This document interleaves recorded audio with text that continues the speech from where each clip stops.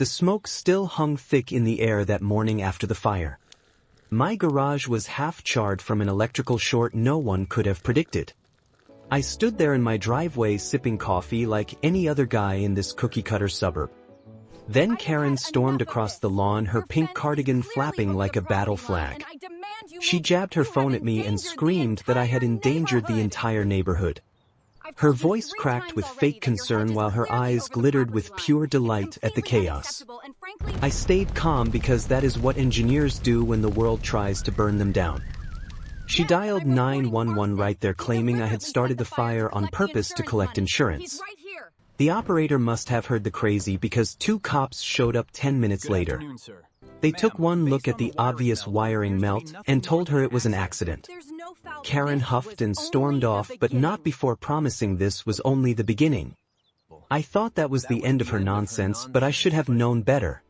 The next day, the first official HOA violation notice appeared taped to my door.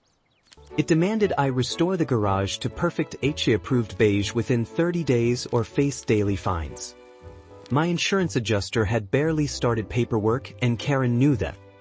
She followed up with a certified letter threatening liens on my house if I did not comply immediately.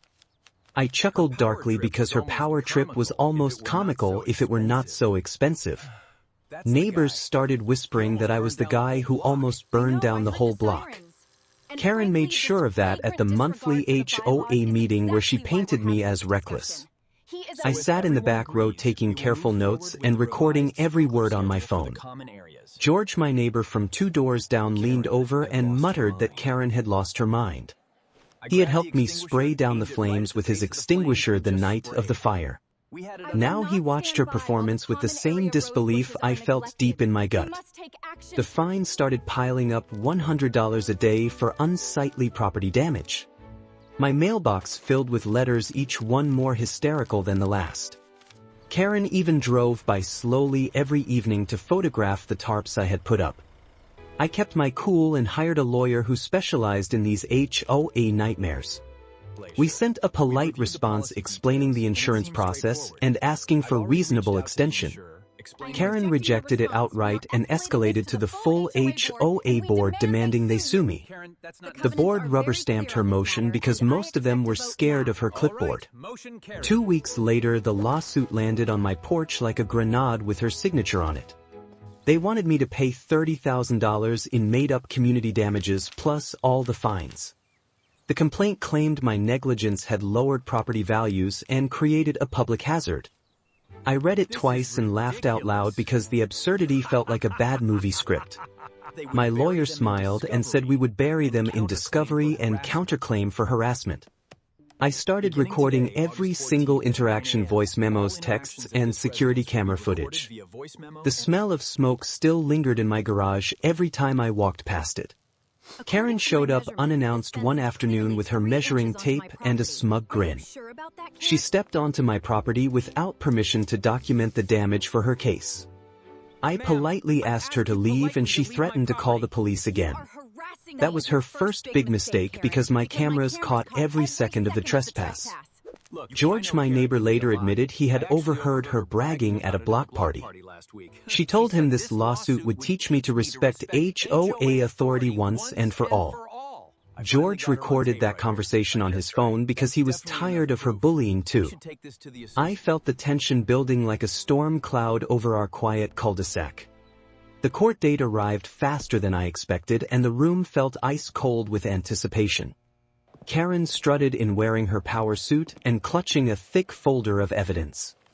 She testified that I had ignored repeated warnings and deliberately delayed repairs.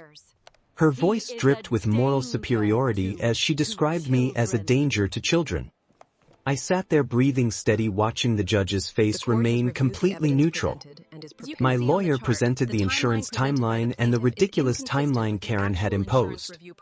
Then we played the security footage of Karen trespassing on my property without notice. The courtroom went dead silent except for the faint click of the video playing. Karen's face turned beet red and she started sputtering about community rights. My lawyer followed up with the audio of her admitting the personal vendetta to George. She had literally said the quiet part out loud about wanting to make an example of me. The judge leaned forward and asked Karen point-blank if she had board approval for the suit. Her hesitation spoke louder than any answer she tried to stammer out.